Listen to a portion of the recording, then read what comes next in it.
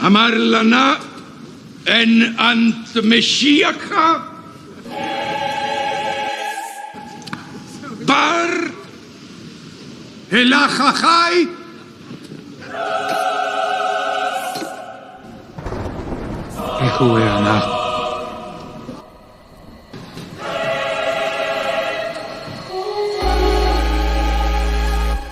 The world we see is a veil, a thin curtain draped over a much more violent reality. We tell ourselves the story of the cross as if it were a local event, a Roman execution in a dusty corner of a forgotten province. But if you could pull back that veil, you would see that Golgotha was the epicenter of a cosmic earthquake that threatened to tear the very fabric of existence apart. High above the clouds of Judea, in a realm where time is measured in eons rather than hours, there was no peace that Friday. The heavenly city, usually a place of eternal song and blinding light, had fallen into a terrifying, heavy silence. The great gates were empty, the golden streets were empty, because every eye in the celestial kingdom was fixed on a single point of gravity, a wooden beam on a hill called the Skull. The heavenly hosts, the Seraphim, whose wings are made of living fire, the cherubim, the guardians of the throne, and the mighty principalities who govern the laws of nature, they stood on the precipice of the celestial balcony.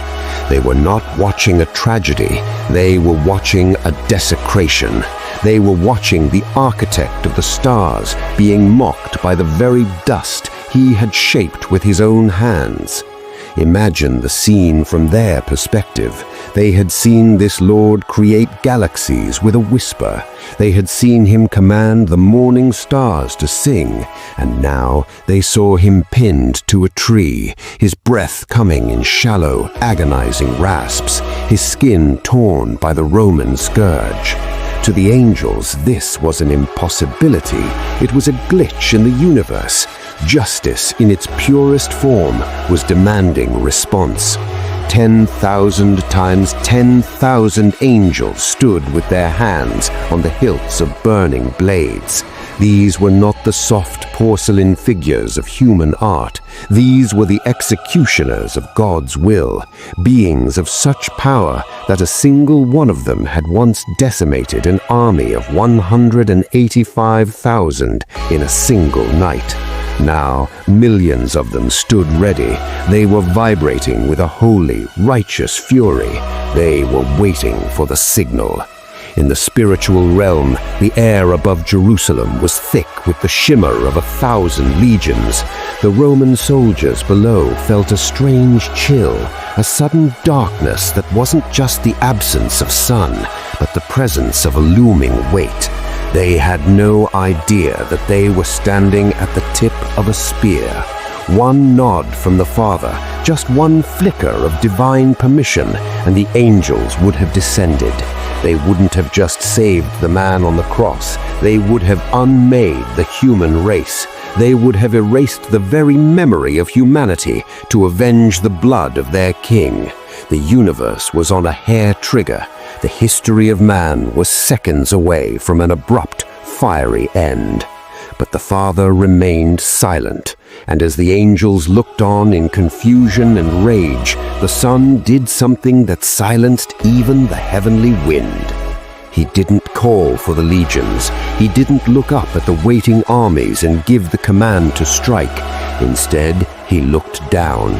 He looked at the men who had driven the nails. He looked at the priests who were mocking his thirst. He looked at the cowards who had fled into the night. And with a voice that was barely a whisper, yet echoed into the furthest reaches of the third heaven, he spoke, "Father, forgive them, for they know not what they are doing." That sentence was a shield. It was a command that forced the angels to sheathe their swords. It was a divine intervention against the very judgment that humanity deserved. In that moment, the Kenosis, the great emptying, reached its peak. He wasn't just dying, he was actively protecting his killers from the wrath of his own kingdom. He was absorbing the blow that was meant for the world. The angels stood frozen. They had seen his power to create, but they had never seen a power like this.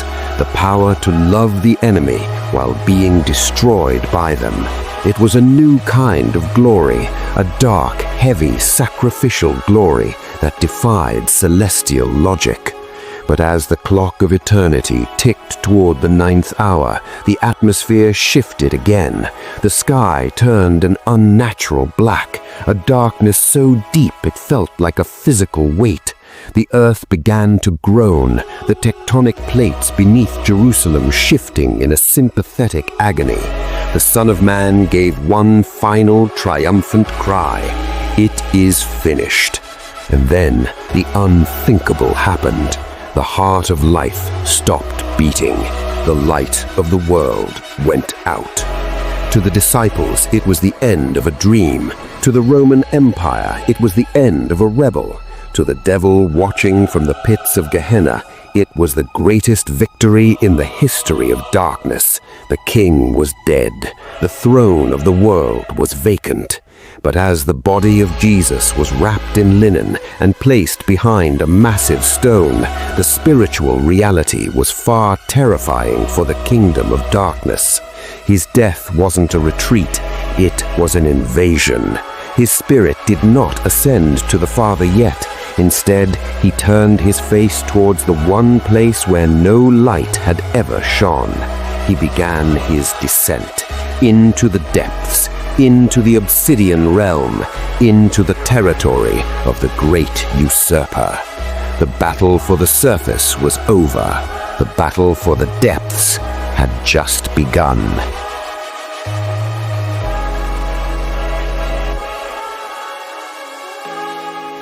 When the heavy stone rolled across the entrance of the tomb, the world fell into a thick, suffocating silence. On the surface, the story seemed over, but beneath the crust of the earth, in the dimensions that mortal eyes are not permitted to see, a shadow was falling. Not a shadow of darkness, but a shadow of blinding, holy light. Jesus had not merely died, he had embarked on the most dangerous rescue mission in the history of the universe. He began his descent. Down through the layers of the spiritual world, past the gates of the upper regions, and into the absolute cold of the obsidian realm. This was the territory of the great usurper, the dark palace of the prince of this world. For thousands of years, the realm of the dead had been a one-way street. Every soul, from the lowliest beggar to the greatest king, had walked through those iron gates, and none had ever returned. It was a kingdom built on the law of gravity. The weight of sin pulls every soul down, and death is the final jailer. In the center of this wasteland sat the enemy. He was gloating.